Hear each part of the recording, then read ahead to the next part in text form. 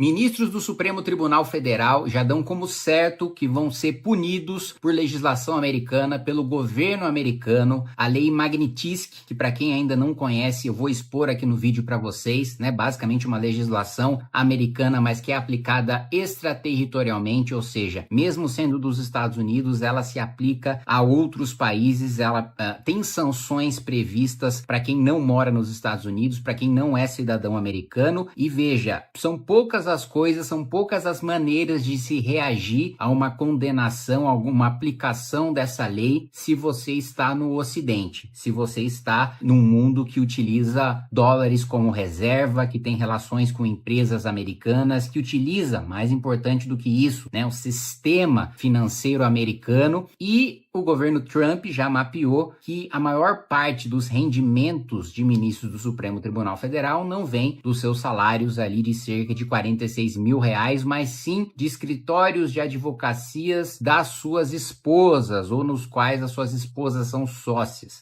Eu confesso para vocês que sempre fui muito cético em relação a qualquer atitude do governo americano envolvendo ministros do Supremo Tribunal Federal, mas o Congresso americano já vem debatendo há algum tempo, né, enquadrar ministros do Supremo do Brasil nessa legislação. Há um robusto, né, relatório sobre violações à liberdade de expressão que foi analisado pela Comissão de Justiça, Comissão de Inteligência, né, dos Estados Unidos, do Parlamento americano, e agora parece que estamos chegando nos finalmente, que as sanções realmente vão acontecer, porque agora não são mais deputados americanos isolados falando sobre isso. São integrantes do próprio governo Trump e os próprios ministros do Supremo do Brasil já preocupados com essa medida, e eu vou entrar em detalhes aqui para vocês, porque assim, a magnitude dessa punição, assim, o quanto essa lei pode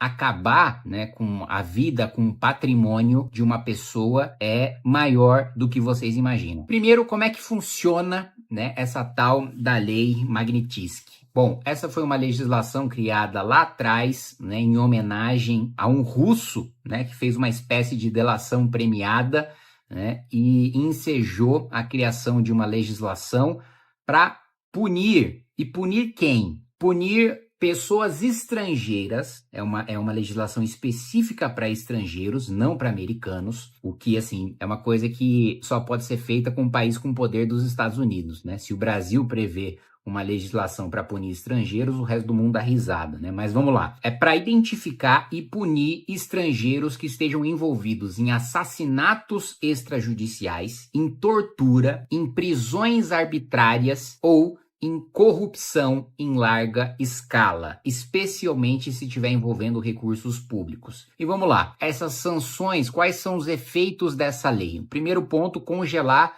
ativos em território americano. Então, se você tem uma conta corrente com dinheiro nos Estados Unidos, se você tem investimentos na Bolsa Americana, se você tem uma casa nos Estados Unidos, qualquer ativo, qualquer bem que você tenha nos Estados Unidos ficam congelados. Proibição de entrada nos Estados Unidos, cancelamento do visto, né, e impedimento de negócios, de negociações com instituições financeiras americanas. E por que isso é muito mais grave, muito mais pesado do que parece? Você pode me perguntar, bom, basta, né, esse ministro do Supremo não ter ativos nos Estados Unidos, nunca querer viajar para os Estados Unidos, pronto. Essa lei não tem consequências maiores. Se, né, esse ministro mantém contas, patrimônio na Europa, né, na Ásia, se ele viaja para outros países que não os Estados Unidos, você pode me dizer que pouco importa a aplicação dessa legislação. Mas tem um detalhe muito importante, que é o último ponto que eu coloquei para vocês sobre instituições financeiras americanas, né? A lei Magnitsky, ela inclui nesse ponto de instituições financeiras o sistema SWIFT, que é o sistema financeiro internacional. É um sistema que conecta bancos do mundo inteiro, inclusive bancos brasileiros, para transferências internacionais. Para você estar no SWIFT, o banco precisa seguir regras de compliance global, especialmente especialmente de sanções dos Estados Unidos, da União Europeia e da ONU. Qualquer banco que tenha ligação com o SWIFT, né, que utilize o SWIFT e que interaja com alguém que seja sancionado, punido pela lei Magnitsky, é punido com multas bilionárias, né? Então você imagina uma multa de bilhão,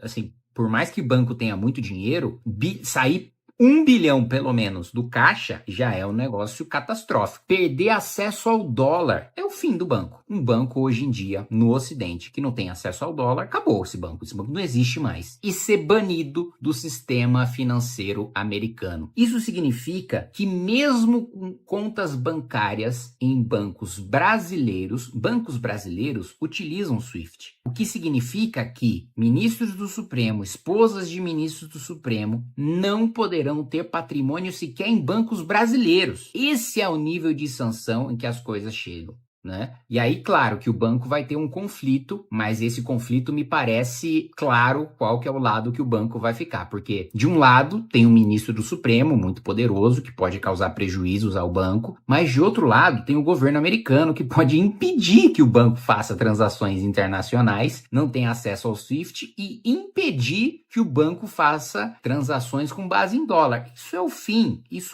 fim de qualquer banco. Nenhum banco sobrevive sem utilizar o SWIFT e sem ter acesso ao dólar no Ocidente, ainda mais no Brasil, que é um país pobre, é um país subdesenvolvido. Agora, eu preciso falar para vocês que ter uma reação, ter uma sanção ao Supremo por parte de uma nação estrangeira me causa vergonha. E não me causa vergonha pela conduta dos ministros do Supremo, porque a conduta dos ministros do Supremo não me causa vergonha. Aqueles que abusam do seu poder no Supremo me causam indignação. O que me causa vergonha é nós, enquanto nação, não termos um parlamento, nós não termos um Senado que responsabilize ministros do Supremo pelos seus abusos. E da gente precisar, como se fosse um pedinte, como se fosse um mendigo institucional, pedir para que haja uma reação dos Estados Unidos, porque nós não temos nenhuma população mobilizada a ponto de tornar inevitável que a classe política tome uma atitude em relação ao abuso do Supremo Tribunal Federal, e muito menos um Senado que tenha bolas para tomar atitudes, né, de responsabilizar quem comete crime de responsabilidade no Supremo Tribunal Federal, quem abusa dos seus poderes, quem persegue opositores críticos do Supremo Tribunal Federal, que, aliás, eu me lembro de uma discussão muito emblemática, né, entre o ministro André Mendonça e o ministro Flávio Dino, do ministro André Mendonça falando, olha, se um cidadão não puder chamar um político de ladrão, acabou, né, democracia não existe, né, porque... Ainda assim, o ladrão é uma opinião sobre a pessoa, não é um fato específico. Ministro André, para mim é uma ofensa grave, eu não admito que ninguém me chame de ladrão. Eu vou formar porque essa tese da moral flexível que inventaram é a tese que degrada o serviço público e desmoraliza o Estado. Eu quero só informar Vossa Excelência que, por favor, a pessoa vai responder consignemos todos que eu não admito. Na minha ótica, é uma ofensa gravíssima. É uma discussão xingados de tudo quanto é nome no mundo inteiro, mundo democrático, mundo livre. Os países mais sérios, as republiquetas políticos são esculhambados e faz parte da vida pública. Aliás, o próprio ministro Alexandre de Moraes tem uma fala em julgamento, não só uma fala, um voto em que ele coloca, não quer ser criticado, não sai de casa, não quer ser criticado, não disputa a eleição. Quem não quer ser criticado, quem não quer ser satirizado, fique em casa.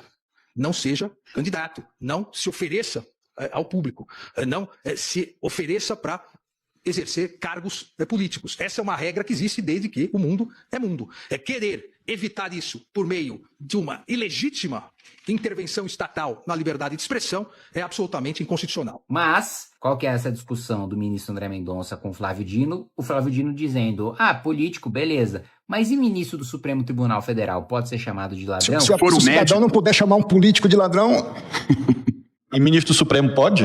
Olha só a visão dele, né? O político, tudo bem, um político que, assim, com todos os defeitos de políticos, né, e com todas as críticas que eu faço à esculhambação, que é a classe política brasileira, os políticos são representantes da população e eles devem ser respeitados na medida da dignidade do seu cargo. Eles devem ser respeitados não pela pessoa que eles são, não por serem políticos, não pelo CPF deles. O cargo deles deve ser respeitado. Não é o político, pessoa física, que tem que ser respeitada. A instituição que ele representa, a população que ele representa tem que ser respeitada. O meu eleitor tem que ser respeitado. Não sou eu que tenho que ser respeitado. O meu eleitor tem que ser respeitado. Aí, não. Ele coloca que o ministro do Supremo tem que estar acima disso. Que o ministro do Supremo, que com toda a sua relevância e com toda a sua importância institucional, por mais que muitos desrespeitem o próprio cargo e desrespeitem a própria instituição, também deva ser respeitado, mas não está acima de nenhuma maneira de um parlamentar, de um presidente da República, de um governador ou de um prefeito, de alguém que foi eleito para representar a população. E aí o ministro André Mendonça dá uma resposta que eu acho que ele poderia ter sido mais incisivo nisso, mas enfim, pelo menos ele falou algo que é correto, que é, olha, se alguém me chamar de bandido, tem que ser responsabilizado na mesma medida que qualquer cidadão comum que seja chamado de bandido, né, tenha direito à reparação judicial. Eu não sou distinto dos demais. Tá. Ela vai responder... Se o advogado subisse nessa tribuna e dissesse que Vossa Excelência é ladrão, eu ficaria curioso para ver a reação de Vossa Excelência. Ou por um crime, na mesma pena que qualquer cidadão teria o direito de ser ressarcido na sua honra. Ou seja, se o Zezinho da esquina, que tem uma mercearia, que tem um bar, que é CLT, for chamado de bandido, a consequência jurídica tem que ser a mesma para o cara que chama o ministro do Supremo Tribunal Federal de bandido. O que, assim, é muito mais correto do que essa aberração que o Supremo coloca hoje de você criticar o ministro do Supremo ser um atentado contra a democracia e não um eventual crime contra a honra de um ministro do Supremo. Mas eu ainda discordo, eu ainda acho que o ministro do Supremo e um político tem menos direito à honra, tem menos direito à sua imagem pública do que um cidadão comum. Tem direito à honra? Tem. Mas a partir do momento que você é uma pessoa pública, nem precisa ser político, mas é uma pessoa, um influenciador, um ator, uma pessoa cuja profissão envolve diretamente se expor ao público, porque se expor ao público, salvo algumas exceções de pessoas que ficam famosas involuntariamente, mas se expor ao público é uma opção e você precisa lidar com as consequências dessa opção. Portanto, né, o seu direito à honra, e eu tenho inclusive uma legislação em relação a isso, para você ter liberdade de você criticar, inclusive com críticas injustas, né, autoridades públicas, porque faz parte do debate, tem uma legislação nesse sentido. Claro que assim, com esse Congresso nunca vai passar, nunca vai para frente, mas é importante também eu trabalhar naquilo que eu acredito e não só trabalhar naquilo que é possível ser aprovado. Então, é isso, meus amigos. Parece que finalmente vai sim haver uma sanção concreta em relação a alguns ministros do Supremo Tribunal Federal.